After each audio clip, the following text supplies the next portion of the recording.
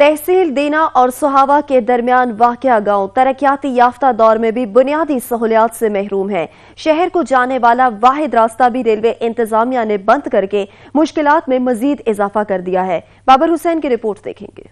तहसील दीना और सुहावा के दरमियान वाक़या गांव कोटली मेसियां तरक्याती याफ्ता दौर में भी बुनियादी सहूलियात से महरूम है। शहर को जाने वाला वाहिद रास्ता भी रेलवे इंतजामिया ने बंद करके मुश्किलात में इजाफा कर दिया है। तफसीलात के मुताबिक जिला जेहलम की तहसील सुहावा और दीना के दरमियान गाँव कोटली मेसियां खड़का सईदा समेत दीगर गाँव इस तरक्की याफ्ता दौर में भी बुनियादी सहूलियात से महरूम है। GT रोड जेहलम से तकरीबन 6 किलोमीटर के फासले की दूरी पर इन इलाकों को सड़क जाती है जो 30 साल पहले तामीर हुई, अब इसका नामो निशान तक नहीं है। किसी ने भी इस इलाके पर कोई तवज्जो नहीं दी। अहले इलाका ने शदीद एहतजाज करते हुए कहा क्या हम पाकिस्तान के बासी नहीं है जो हमारे साथ ये सलूक किया जा रहा है। अहले इलाका का कहना है कि हमने रेलवे इंतजामिया को मुतअद्दिद दफा दरख्वास्तें भी दी मगर कोई सुनवाई ना हुई। हमारी वजीर रेलवे शेख रशीद से अपील है यहाँ कैंटल पुल तामीर करके हमारी मुश्किलात को दूर किया जाए। अगर हमारे मुतालबात ना मानेंगे तो रेल लेंगे। और हमारी MNA चौधरी फरख अल्ताफ और MPA यावर कमाल इन लोगों के लिए इस इलाके में भी को काम करवाया जाए जहाँ से इन्होंने वोटें ली हैं। अगर हमारे मुतालबात मंजूर ना किए गए तो हम रेलवे ट्रैक बंद कर देंगे। कैमरामैन स्नैन अली के साथ बाबर हुसैन, सच न्यूज़ जेहलम।